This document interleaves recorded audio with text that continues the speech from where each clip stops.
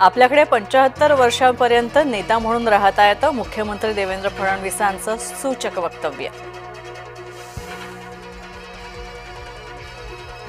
राज ठाकरेंच्या उपस्थितीमध्ये मनसे पदाधिकाऱ्यांचं मंथन, मनपा निवडणूक, उद्धव ठाकरेंच्या भूमिकेबाबत चर्चेची शक्यता। गोट्या गित्ते आणि जितेंद्र आव्हाडांमध्ये जुंपली, कराड आणि मुंडेंच्या बदनामीवरून आव्हाडांना धमकी, तर धमकीला भीक घालत नाही, आव्हाडांचं उत्तर। वाघाचं कातडं घालून कुणी वाघ होत नाही, नाव न घेता एकनाथ शिंदेंची उद्धव ठाकरेंवर टीका। कुणी आरे केलं की त्याला कार्य करा, कुणी अंगावर आलं तर त्याला शिंगावर घ्या, अजित पवारांचा कार्यकर्त्यांना अजब सल्ला।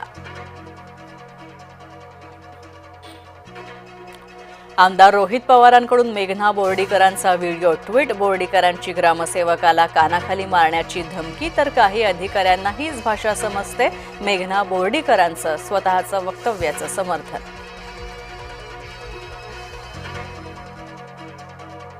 परळीतील महादेव मुंडे हत्येप्रकरणी तपासाला वेग, SIT प्रमुख बीडमध्ये येणार, बीड पोलिसांकडून घटनेची माहिती घेणार।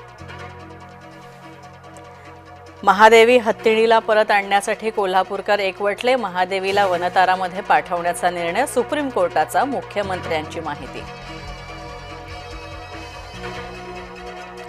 बौद्धिक दिव्यांगांसाठीच्या स्पेशल ऑलिम्पिक भारत स्पर्धा, देशभरातून 139 स्पर्धक सहभागी, बौद्धिक दिव्यांग खेळाडूंना मुख्य प्रवाहात आणण्याचा उद्देश, स्पर्धांचं जय महाराष्ट्र मीडिया पार्टनर।